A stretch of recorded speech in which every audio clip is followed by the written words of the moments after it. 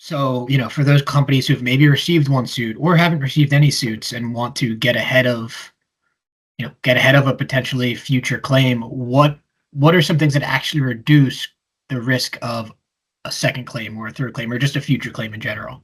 Yes. So no question that the landscape has changed in the past 10 years, right?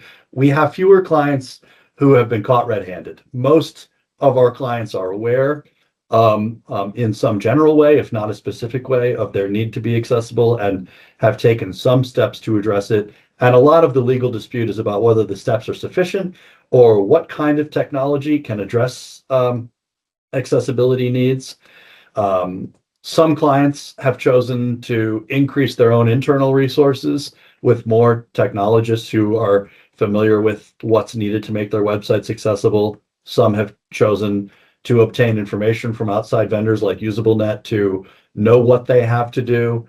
And some have chosen to get assistance in how to actually make their websites accessible through various products that can keep their websites out of the sort of danger zone for potential plaintiffs' lawyers.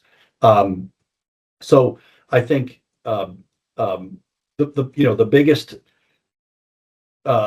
change has been knowledge, has been awareness over the past 10 years, and I think that having a plan to be accessible is important.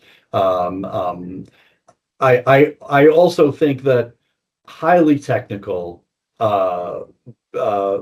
accessibility shortcomings that don't affect the fundamental nature of the website or its function are less important for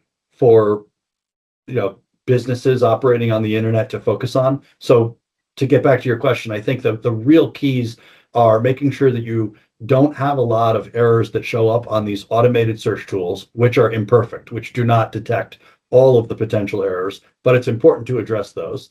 And making sure your actual core functionality, regardless of what the automated searches say, allows disabled users to use your website for the intended purpose. So if you're selling something, you want to make sure that disabled users can view products and put them in their cart and complete the shopping experience. That's important. And certainly I'm well aware that vendors audits like UsableNet help to rank the importance of accessibility shortcomings, and that can be very useful for clients to be able to know how to focus their resources, because there's not unending resources to address accessibility for businesses that also want to be addressing user experience and brand and all sorts of other things that are important to them.